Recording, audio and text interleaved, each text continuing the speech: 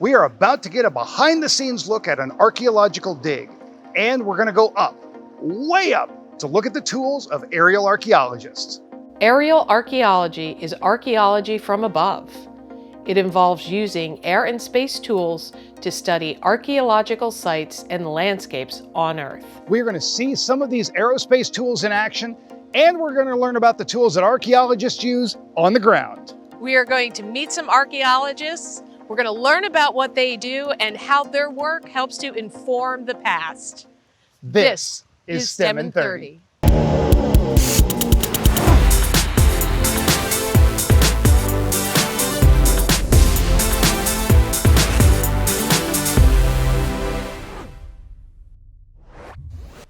We are here at the State House Archaeology dig in Jamestown. When you visit a site like Jamestown, there is so much to take in. Sites like this allow you to walk through history and get a glimpse of America's past. When I was a kid, my dad used to drag me to historic sites all across the country, and I never completely understood it. And then one day, it finally clicked. Wait a minute, I'm literally walking where past generations have lived and worked, and I felt so much more connected to the past. Located in eastern Virginia, Historic Jamestown is a cultural heritage site home to the ruins of the first permanent English settlement in North America. Jamestown was established on May 14, 1607. It was originally settled by approximately 100 colonists.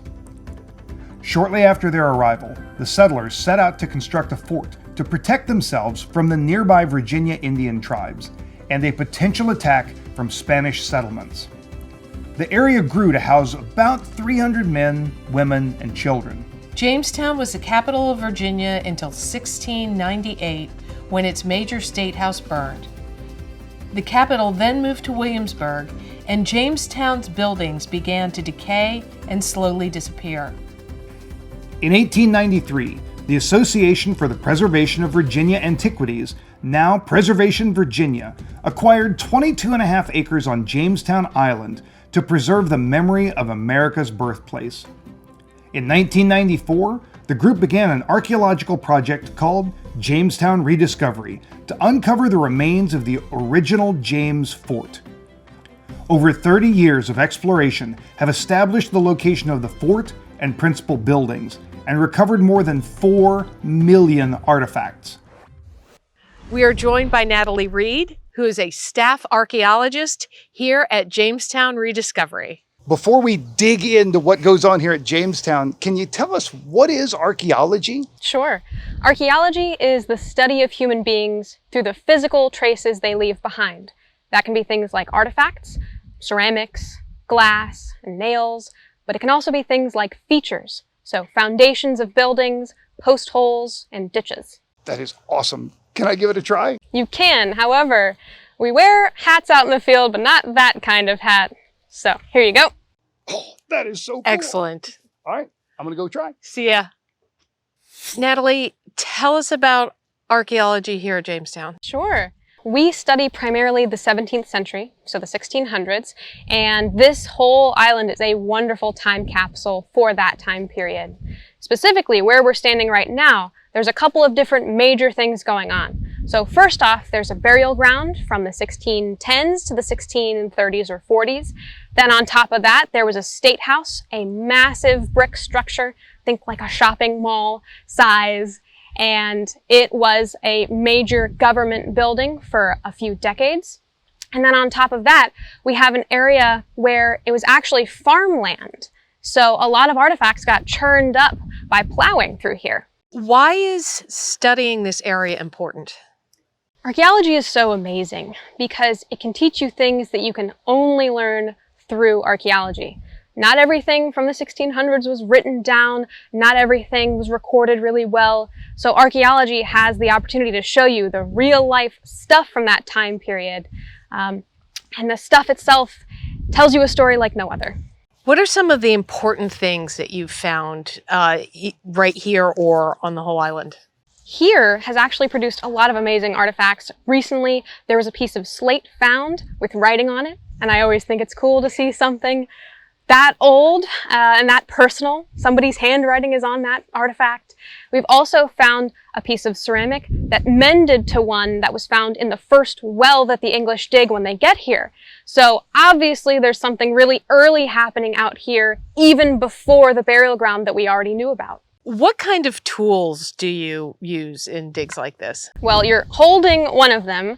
Our primary tool when we dig an excavation site is a shovel, but we have a whole range of tools, from a jackhammer and a sledgehammer, all the way down to really, really tiny tools like these. So when you are digging something that is very delicate, very fragile, you'll dig things with metal dental tools. So the things people use on your teeth at the dentist. That looks familiar. These are trowels, and we'll use these a lot of the time to clean something off.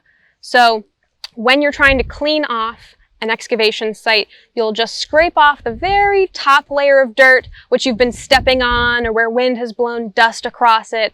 And just by scraping off a tiny amount of dirt, you can see the lines of things very clearly, where ditches run through a unit, or post holes, or burials, or what have you. Now, once you scrape it off, what do you put it in? You scrape off the dirt, and then you have a little pile in front of you. You use this tool, a dustpan.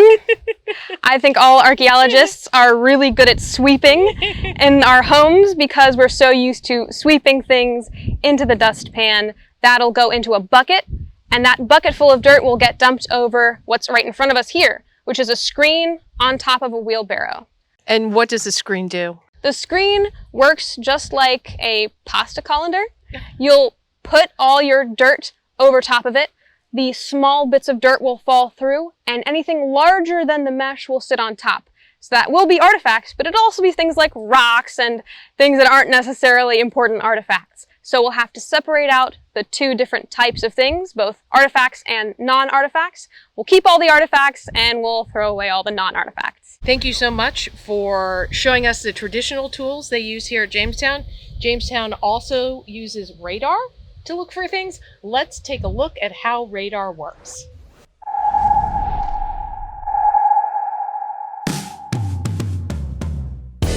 Radar stands for Radio Detection and Ranging. Radar uses waves of energy to sense objects.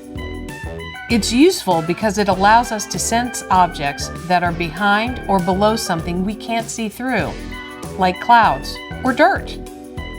There are four main parts that make up a radar system: a transmitter, a receiver, an antenna, and a display. The transmitter creates invisible streams of energy called radio waves, which the antenna sends out into the air, or the ground. The waves travel through the air until they hit an object. Then the waves bounce back to the antenna. Finally, the waves pass to the receiver, which collects the data and measures how long it took for the wave to return. Based on the length of time, the receiver can tell you how far away the object is, if the object is moving, where it's headed, and at what speed. Certain types of radar can also tell how big an object is. The receiver sends all this information to a display so that people can see and analyze the data. Radar has many uses. Air traffic controllers use it to keep track of airplanes. Ships at sea use radar to navigate. And you've probably watched your local meteorologist use it to track storms and predict the weather. Police use radar to spot speeding motorists, and archaeologists use it to find hidden structures. I'm here with Gabriel Brown, who's a staff archaeologist here at Jamestown Rediscovery. Gabriel, what is Marty doing? So what Marty's doing right now is he is pushing our 350 megahertz GPR, ground penetrating radar antenna behind us, doing a bit of a survey. And so the antenna is made up of a receiver and a transmitter. Now the transmitter transmits these radio waves into the ground, and they bounce off different materials, and the radio waves are transmitted back to, or bounce back to, the receiver. What does Jamestown do with ground penetrating radar? Actually, Beth, there's not a lot we do out here that doesn't involve at least one survey with our ground penetrating radar. Archaeology is already an inherently destructive process, and things like ground penetrating radar give us the technology to be able to, I guess, more surgically decide where we're going to dig, whether it's burials or a test unit that we want to investigate. We're going to run that ground penetrating radar out here on every unit. Something interesting has been found out here and by a group of kids. Yeah, actually, a couple years ago, during one of our summer kids camp sessions, kids out here found a brick structure, or the foundations of a brick structure, just right behind us here, where Marty's actually, doing the survey right now, and it's really exciting. I mean, anytime we find something out here, but the fact that the kids found it, is something that's incredibly, it's something they're going to remember for sure. Now, after you do this, does this help guide where you're going to dig next? We use 3 different ways of determining, first off, where we're going to dig, and one's going to be like historical documents, but then we're also going to be using previous archaeological records. But most of the times it's the ground penetrating radar that's going to give us, again, that precision on where we're going to dig. It doesn't necessarily mean we're going to jump right into digging that. However, we do map it, so we have an idea of where things are at. This was awesome. Can we look at some of this data? Sure. Actually, Sean Romo is our in-house expert. I'll go send him the data if you want to give him a call. That sounds great. All right. Hey, Sean, I just recorded some radar data out here in the field. Can you tell us what we're looking at? Hey, Marty and Beth. I just got your data from the field. We saw some pretty cool stuff. And if you look over here on the left side, you should be able to see in 2 dimensions something similar to what you were seeing in the field. We've cleaned up the data a little bit. You guys should be able to see right away there's something really cool right in the middle of your survey. Now, the cool thing about radar data is that once we get the 2-dimensional stuff, we can actually merge it all into a 3D image. And that's what's on the right side here. And this is actually starting at the ground surface, but we can scroll down through, and as we go, I think you're going to see something pretty cool. Right here in the middle, you guys can see, I hope, a big kind of circular area. That looks like it's an area where there's debris and kind of something slumping into something deeper. And that's only about 1.5 feet in the ground, but if we keep going deeper, all of a sudden, something starts to take shape at around 2.5 feet. Now this right here, that is actually a building. It's a basement from the 1600s or 1700s. We couldn't see that above ground. That's the magic of radar. It can show you all this stuff underneath your feet that you can't see on the surface. But we didn't know this was here. I mean, we haven't dug in that spot, so this is a really groundbreaking find. Is there any other data you use? So we actually use another type of remote sensing called Lidar. Now, Lidar stands for light detection and ranging. And what's going on there is that you're using lasers to measure a surface or an object and get really a lot of detail about that surface or object. Now, a lot of times, LiDAR is done aerially on a drone or a plane, and it can give you a really good view of an entire landscape. And the really cool thing about it is that it can see through the trees. So this is why LiDAR gets used a lot in Central America, where they're looking for Mayan temples out in the jungle. And to walk there would be really dangerous and difficult. To go do excavations there, even harder. But a flyover with a plane using LiDAR, you can often see something that's built up there that's been there for hundreds or thousands of years that nobody knows about. But it's really clear when you can get through the trees. Now, here at Jamestown, we use it for above ground stuff too. It doesn't show you what's below the ground. And that's why we use both LiDAR and GPR, because the GPR shows us what's buried beneath our feet. So this is an aerial image of Jamestown Island. It's the entire island. And you can see, well, the trees, the marshes, some of the cleared areas, and even some of the buildings. But what you can't really tell with this picture is how the elevation changes on the ground, right? The topography, and if there are anything hidden in the trees. And so that's where LiDAR comes in. Now, our property is at the very western end of the island, right here highlighted in blue. And we've flown our own LiDAR surveys over this area to get really detailed imagery for what's on the ground. But before we get to that, I want to show you a whole island image, show you what the entire thing looks like in LiDAR. And this is it. So you can see on this image, the highest points of elevation are in bright yellow. The lower points in elevation are in orange or kind of red. If you look carefully in this image, there should be some things that pop out at you. Right in the middle, highlighted here, is actually a fortification from the Civil War. Now you can see it zoomed in. This is a closer in view. And I didn't outline that in orange. This is actually the LIDAR data set showing you the topography in this space. So the deep orange square, the rectangle, is actually the moat around an earthwork. And then the brighter yellow is that earthwork itself. So somebody dug a moat, a big trench, and piled up the dirt on the inside to make this fortification. And this is where LIDAR really shines, because if we look at the aerial imagery, you really can't see that fortification. It's covered up by the trees, it's out in the woods, and just glancing at this image, you wouldn't know where it was. But LIDAR shows this really clearly. It gets through all that foliage and shows you what's actually on the ground. So this particular Civil War fort is actually on National Park Service land, our neighbors on Jamestown Island.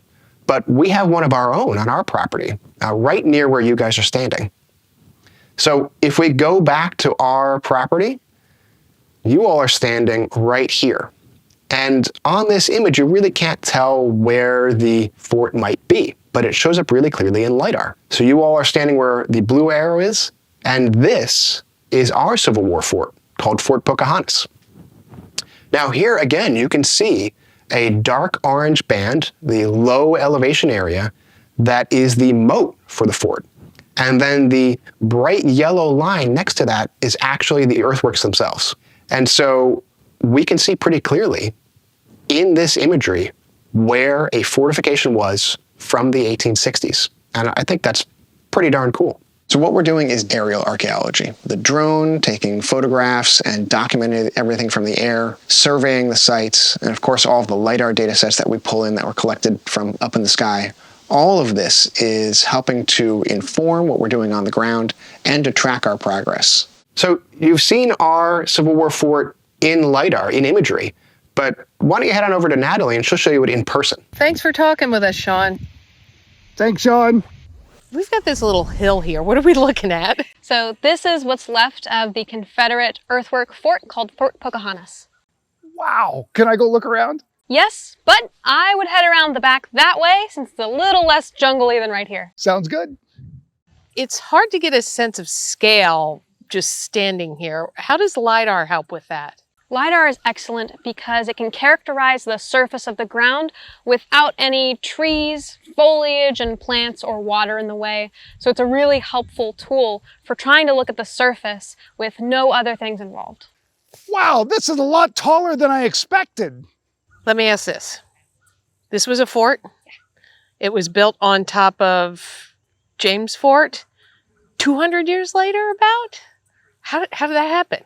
So this area was picked by the English in 1607 because it was a really good defensible location. They were thinking they were going to get attacked by the Spanish from the water. And the Confederates, 200 some years later, thought they were going to get attacked by the Union from the water. So a good place for a defensive river fort in 1607 is a good place for a defensive river fort in 1861.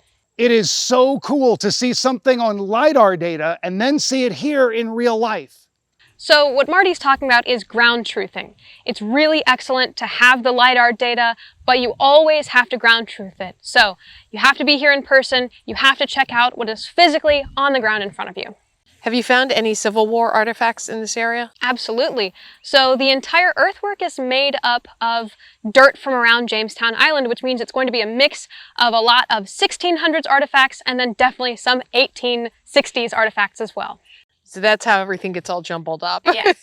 I hear that you have some other technology here at Jamestown that'll take photos that some of our audience might be more familiar with. Yes.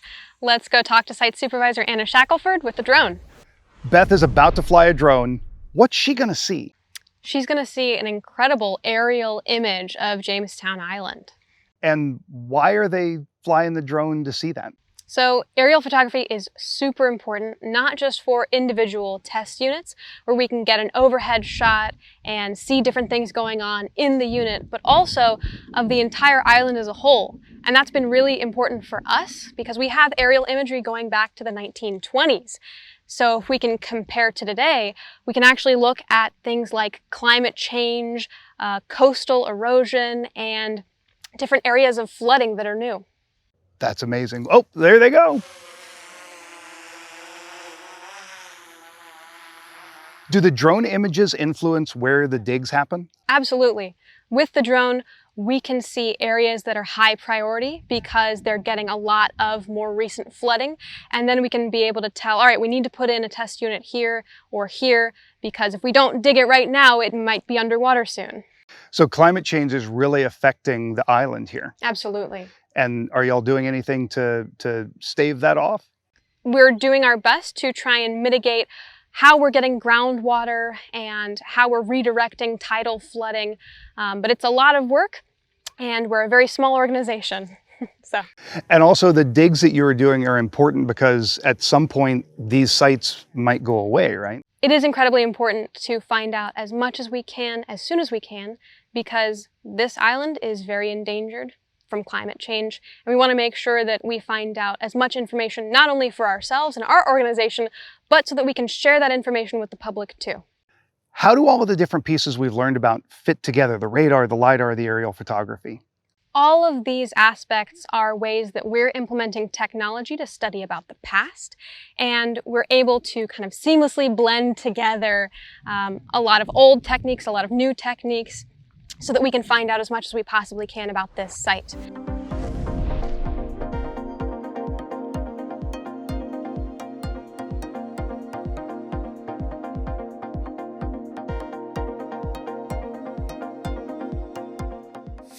These are some artifacts that we have more recently found. These are awesome. What are we looking at? We have two different trays. One has artifacts that are freshly out of the ground. The other tray has artifacts that have been cleaned up a little bit. You'll see a lot of different material types: iron, nails, glass, ceramics, all different kinds of stuff. What you have in your hand is a nail.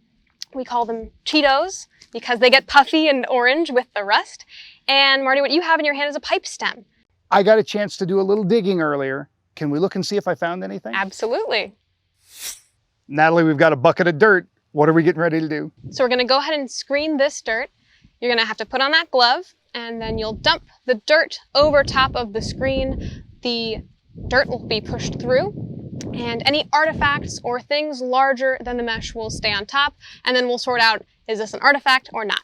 And this is the dirt from where I was digging earlier. Yes. That's so cool.